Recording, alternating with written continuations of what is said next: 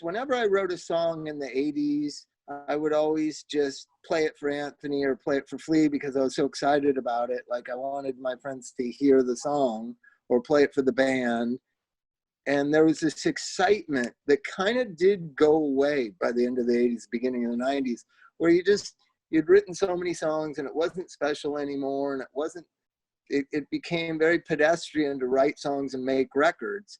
And then, in 1997 or 8, when we started doing this record, it was Josh had that same excitement. I would like play him just a verse of a song and he would get all excited. You physically would get excited, Josh. I could tell in your arms holding the guitar, you would get excited.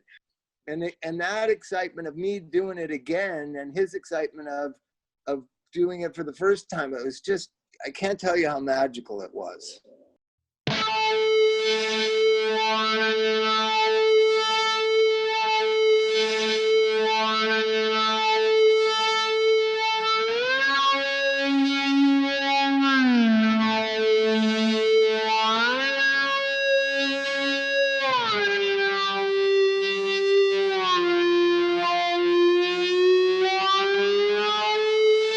The only thing that the spring will bring is its cruelty and violence. We're good. So, all right, here we go. Here's the moment. So, Josh, I was telling Bob, man, these are like the original test pressings, like the like the basic black vinyl. I think I haven't seen it, so we'll find out together. But no artwork, right? Just test pressing. Yeah, it's artwork. It's just the vinyl. Yeah. So how do you guys feel about this? Like, what's going through, maybe Bob, like, what are you thinking about this right now? What was the vinyl market like when we made this record? They didn't make up vinyl anymore. It was a thing of the past. It was the future. It was 1999. What about you, Josh? Well, I'm just happy that the record is still alive in some way. It's in some ways it feels like 50 years, and then in some ways it doesn't feel like 20. It feels just like yesterday. I guess we were making this thing. So it's funny. It also to me doesn't feel like it ever comes out. Like it came out and then Golden Voice didn't. I don't know if you know this story, Chris, but we were all excited it was going to come out in, what year was that? In 99, right? In October of 99. Yeah. Right? And then we played at the first Coachella, and it was a horrible disaster, and Golden Voice went bankrupt, and then they couldn't put the record out.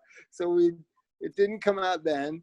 Then it was supposed to come out on Artemis, and then I was an asshole to Josh, and we just couldn't work it out, and we weren't even a band by then.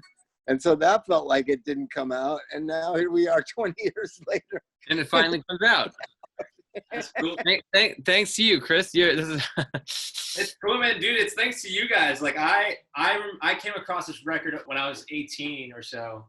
My buddy, I was like, yo, you got to check out this record. We were like Chili Pepper diehards, and we were really into the stuff you were doing with John at the time, Josh, like the solo records, that span of those records.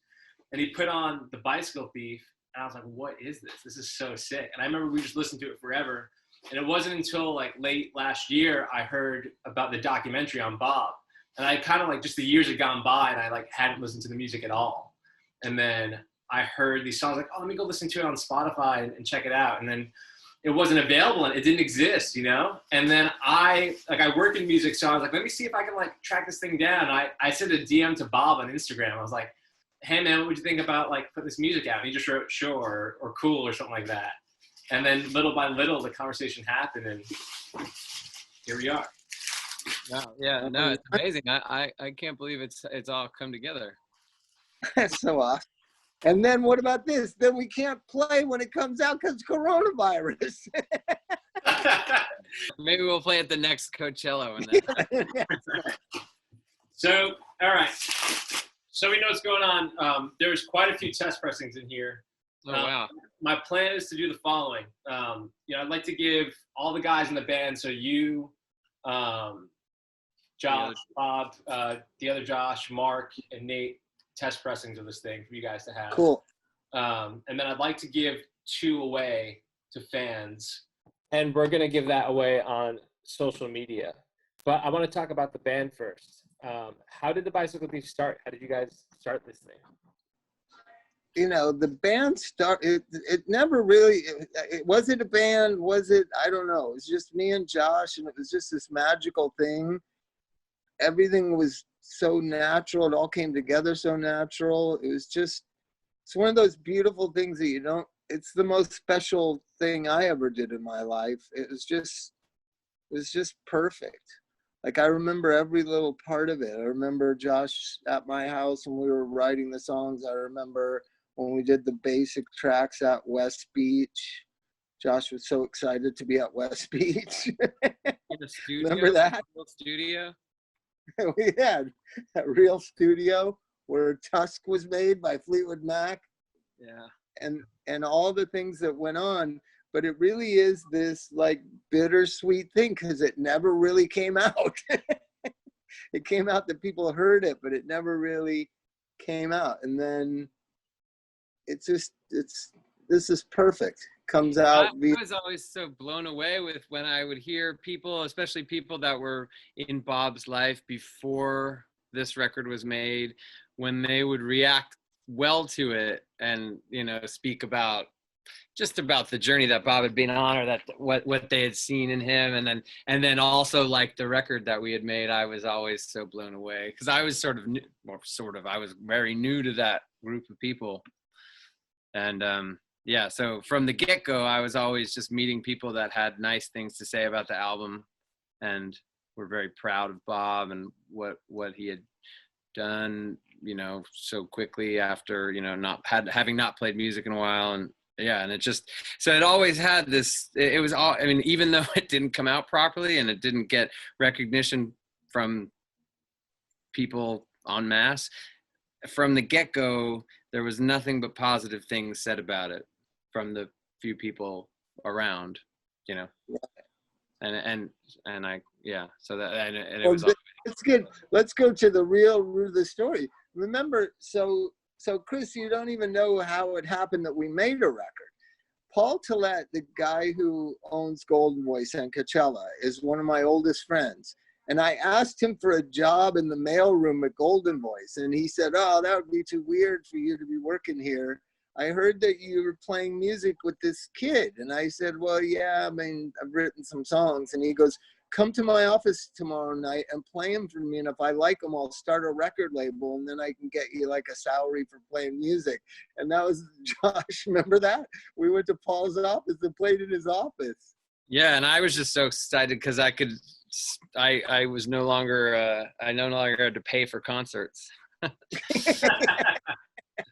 That's awesome. I thought I had made it. I was like, yeah, that's cool. So it really was a big friendship and a big kind of special thing that happened. And like, I try not to regret things in life. I don't regret that it didn't really come out the way that, you know, the ideal way, but it's such an interesting thing. I really never thought about it. This is the first record you ever made, Josh. It's pretty fucking good. well, thanks to you. I mean, I wrote, I mean, I don't know if it's giving away the surprise, but some of the new reissue liner notes that we made for this reissue that Chris is so kindly doing, you know, it's really true what I put in there about, you know, kind of having a very different understanding about even the power of writing at that time in my life, being 19 or 17 when we met, but having such little experience, especially with someone who wrote as well as you do up close, you know, like I was someone who a couple of years before that was listening to music, and I barely cared what people were saying, you know. I still listen to songs that I loved back then. I don't know what they say, and just it's always been, you know, it's always for the last 20 years or more, it's been a continuous sort of appreciation for writing and you know, the kind of expression that you do. And yeah, so it's just like every time I listen to this album or or think about it. It's just, you know, like that. There's nothing about it that seems like it was, you know, that I would do differently. I mean, maybe. But another thing about the beginning of this, Chris, was Josh was so excited because I had always, whenever I wrote a song in the 80s, I would always just play it for Anthony or play it for Flea because I was so excited about it. Like I wanted my friends to hear the song or play it for the band. And there was this excitement that kind of did go away by the end of the 80s, beginning of the 90s, where you'd written so many songs and it wasn't special anymore. And it became very pedestrian to write songs and make records.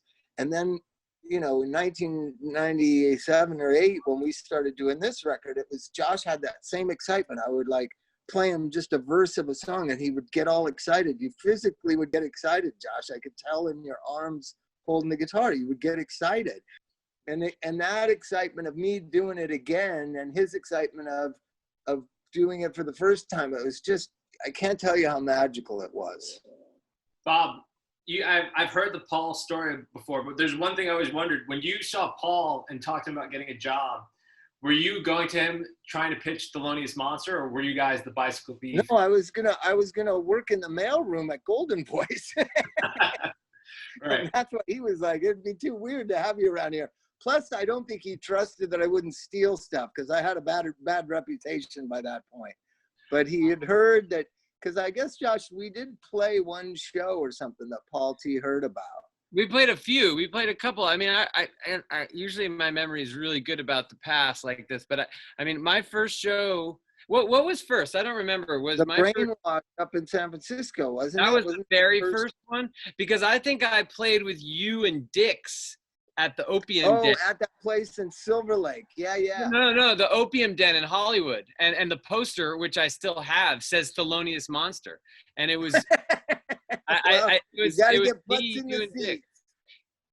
It was me, you, and Dix. And I want to say that may have been the first time. And I think we played some covers and some Thelonious songs. I don't think we had any of our songs yet. We didn't have Serial Song? Too depressing to play live. The Yeah, ballad. we did. So this is it, man. This is test pressing 0, 0, 0, I 0. can't believe it. I can't Yeah, believe it. so hold on a second. I'm going to bring you guys over to the turntable for a second. Yeah, so it's going to be the 12-inch with the original 1999 track listing. And then on a bonus 7-inch yellow disc is going to be the 2 songs from the 2001 Artemis pressing. And then there's going to be the Birthday Cake Rarities, which is 24 tracks, I believe, of rarities, demos, live stuff, and then 2 studio songs. So That's cool. Let's hear it. all right, here we go. Just so you see it, here we go. Wow. There it is. Cool. Yeah, so Greg Calvi. Greg is he was the engineer that did the mastering for this, and he's done like everything from David Bowie to St. Vincent. It's like incredible. And he sent us this dope video of him when he was mastering Stone, which is kind of cool. So. Oh yeah, I saw that, didn't I? Yeah, I think so. Yeah. All right, so here we go.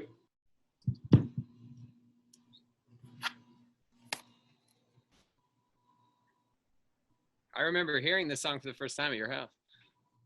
Look at that on cassette. No, with you playing at the kitchen table. Oh, okay.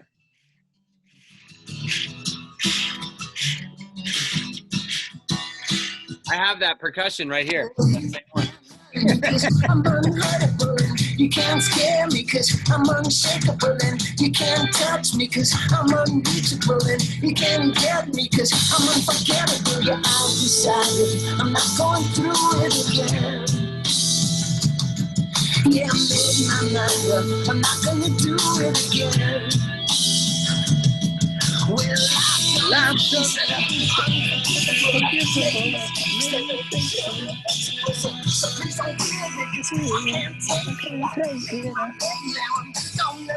Hilarious.